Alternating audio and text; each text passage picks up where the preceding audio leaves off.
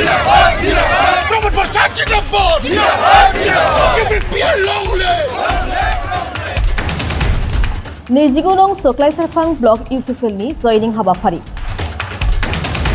BJP आरो BFFनि गोबां भटार आरो मावथिफोरा प्रमद बर'नि खामानि मावनायखौ मोजां मोननानै UFFLआव जयनिं जाफैदों। नेजिगुनं सोख्लाय सेरफां बियाबाव गुबुन गुबुन दोलोआ जयनिं खालामनाय बायदिनो UFFL दोलोआबो जिरायनानै थायाखै।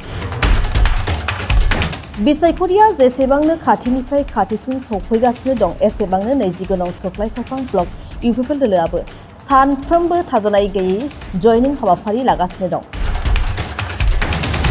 बेबायदिनो मोनाबिलि समाव नेजिगुनं सोख्लाय सेरफां ब्लक UFFL दोलोनि बानजायनायाव मोनसे जयनिं हाबाफारि लानाय जायो।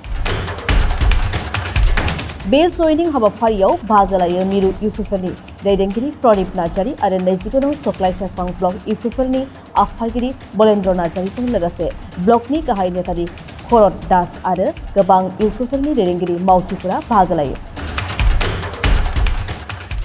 नैबे रौमारि 2 नं रौमारियाव जयनिं जादों UFFLआव बयबो बेवहाय बे 2 नं रौमारि गामिनि रायजो राजाफ्रा बुंबाय थादोंमोन जे UFFL दोलोआव जगदान जागोन होननानै आरो बे लेखा दिनै 200निबो बांसिन महिलायानो होन बा जोंनि ज्येष्ठफ्रानो होन बा सेंग्रा सिख्लाफ्रानो होन बेवहाय बयबो UFFL दोलोनि नीति आरो आदर्श आरो प्रमद सारनि जिफोर खामानि मावबाय थानाय जे सारि सारि बोसोरनि जे सरकार सोलिनाय UFFL दोलोनि बिटिआरआव जे सरकार सोलिनाय बे सरकारनि खामानि मावनाय खम मर्यादा खम उन्नयन बेखौ मोजां मोननानै बयबो बेवहाय लोब लोब बाहागो लादों आरो बयबो बेवहाय जयनिं जालायलायदों। 200निबो बांसिन BPF आरो BJPनि मानसिफ्रा बेवहाय जगदान जादों आरो बेवहाय बयबो गामिनि मानसिफ्रा फैबाय थानाय समाव जोंनि UFFL दोलोखौ नैबे 2 नं रौमारिनि जि बुथ कमिटि बे बुथ कमिटियाव फैबाय थानाय जि BTC इलेक्शन बे इलेक्शनाव गोख्रों आरो मोनसे मोजां रोखोमै बे ओनसोलाव बयखौबो मिलिजुलि थानो थाखाय बा अनलायनानै थानायनि थाखाय बयबो खौसे जानानै UFFL दोलोनो भट होनो थाखाय थियारि जानानै दङ। दिनै माने जयनिं जादों 200निबो बांसिन BJP आरो BPFनि बेवहाय गोबां कर्मिफोर समर्थनफोर आरो दैदेनगिरिफोर दङ बिथांमोना 2 नं रौमारिनि बुथ सेन्टाराव गोलैयो आरो बेबायदि हिसाबै दिनै जयनिं जादों आरो बे बुथ कमिटियाव फैबाय थानाय समाव जि इलेक्शन जागोन बेवहाय UFFL दोलोआ मोनसे मोजां थासारियाव थागोन आरो बयनिख्रुइ साबसिन भटखौ जों मोननो हागोन। गुबुन गुबुन दोलोआ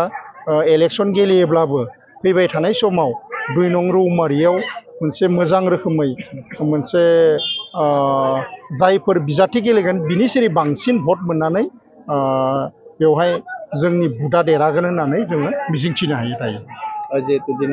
बेवहायथ' हाब्रु सारलायलायनाया जागासिनो दङ।